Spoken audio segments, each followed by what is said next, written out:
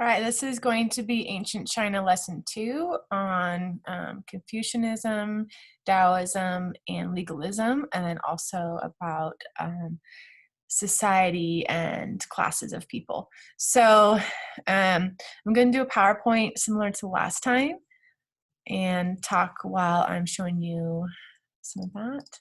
So we're going to start with Confucius. He was a person who grew up in a farming family. He got tired of seeing kings fight and battle basically for greed and wanting more money and power. And so he basically followed the golden rule, and he thought that if everyone could follow the golden rule, which was treat others how you would like to be treated, that there would be peace in society and that everyone would live in harmony. So he taught about putting others before yourself. If you're a child, you would be respectful to your parents. If you're a parent, you would be loving towards your children and look out for their best interest. Husbands and wives would support each other and love each other. And if everyone could do those things and be thinking of other people as much as they'd be thinking of themselves, that everyone could live peacefully. He also valued education. He spent most of his life learning and teaching.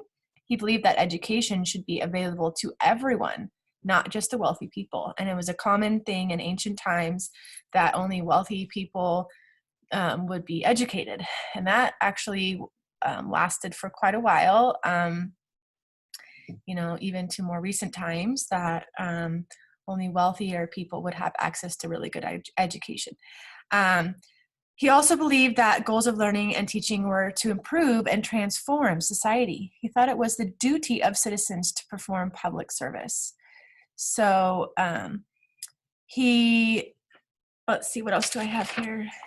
Many people in ancient China thought that he was a great teacher and wanted to follow his ideals. When he died, they compiled his teachings into something called the Analects, where you could read his teachings. Okay, let's go to the next page.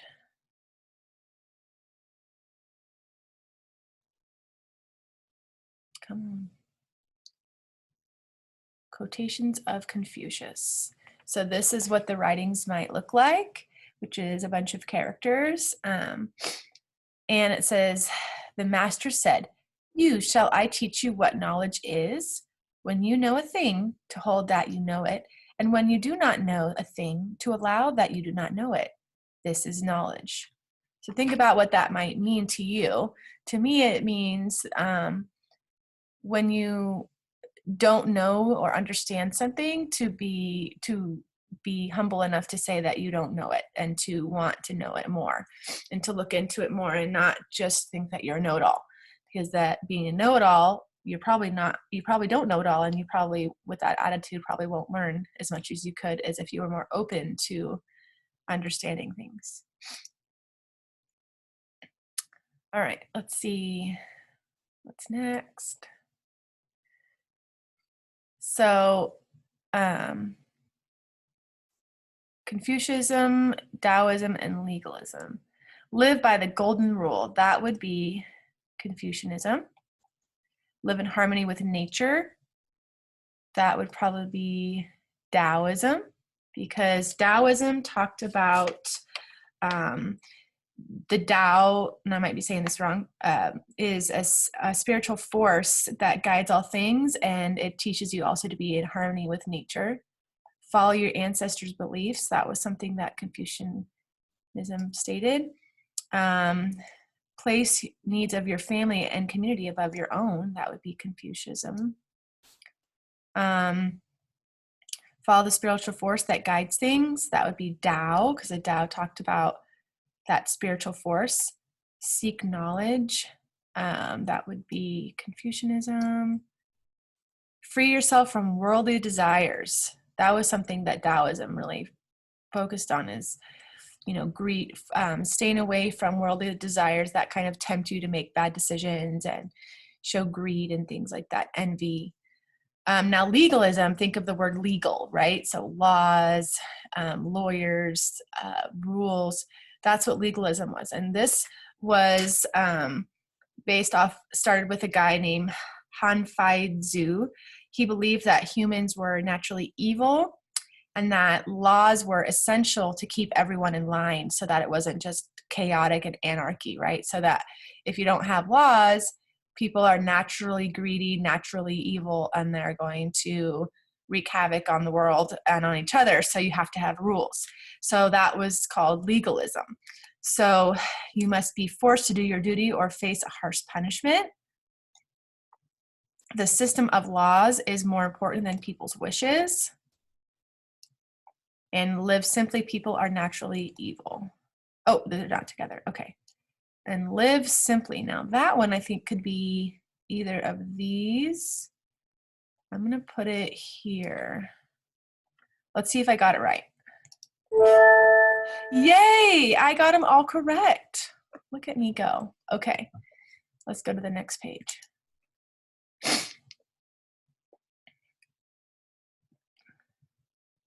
All right.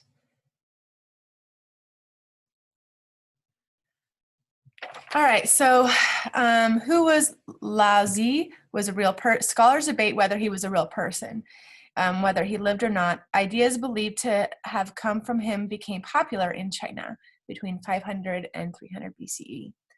Today, scholars believe that many people do not just the mysterious Laozi wrote the Tao Te Ching, or a classic of the way of power. Laozi represents a type of mystical sage or wise person in the text. In China and in English-speaking countries, the Tao Te Ching has been popular for centuries. Since 1900, translators have made hundreds of translations of the text into Western languages, including English, French, and German. Several common themes appear in the Tao Te Ching: the importance of living simply, the value of nature, the importance of living a balanced life in harmony with nature, and a concern for becoming too attached to material things. All right, let's see. Oh yeah, cool. Okay, so that has to do with Tao, right? Taoism. So don't get attached to material things. You're in harmony with nature. You're following this spiritual force called the Tao. All right. Let's summarize Chinese philosophies. Now, these are called philosophies, all three of those things: Confucianism, Taoism, and legalism. So Chinese thinkers developed three major philosophies to create a well-run, peaceful society: Confucianism, Taoism, and legalism. Confucius argued people to follow the beliefs of their ancestors and to place the needs of family and community above individual needs. Taoism taught that people should turn away from worldly affairs and live in harmony with nature.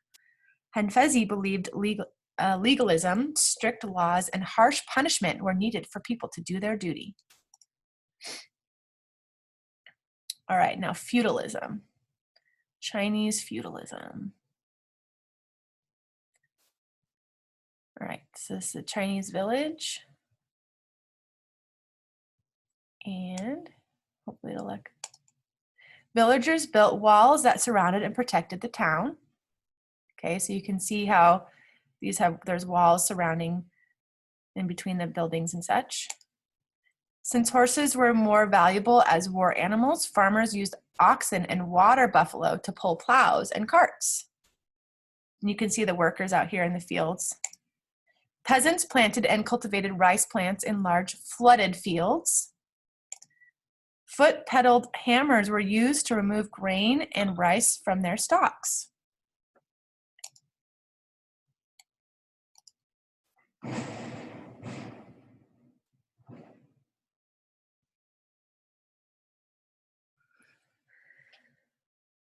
And actually, let me go back to the next one.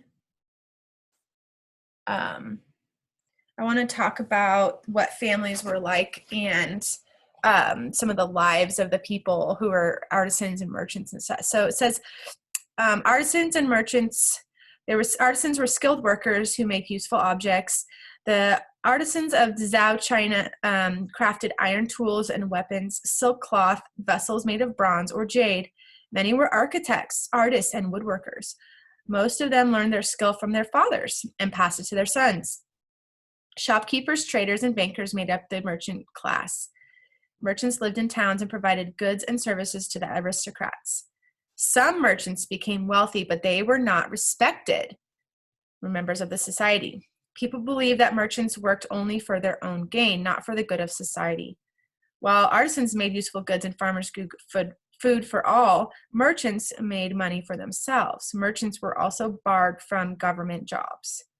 So the families, what the families were like is that parents had many children to help with the work if they were farming families. Even the young children worked in the fields. They took care of people in need, the young, old, elderly, and sick. They had,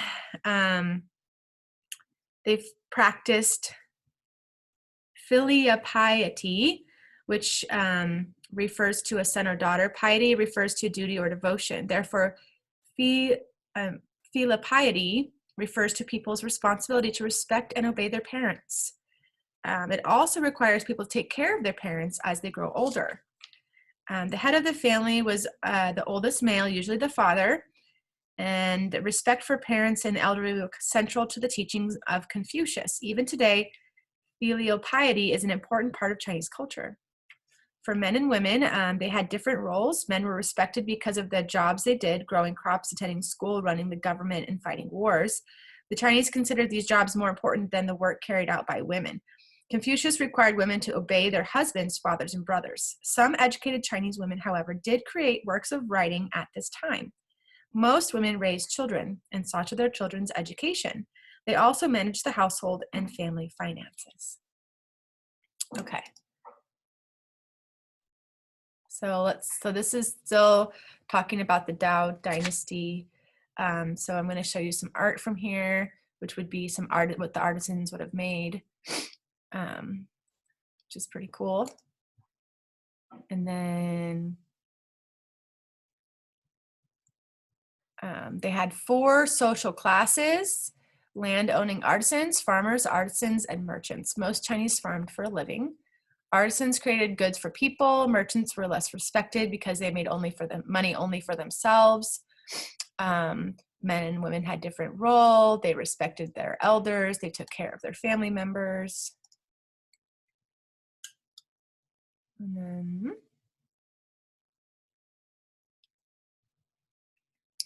this will be for our next lesson. So we'll stop there. Okay.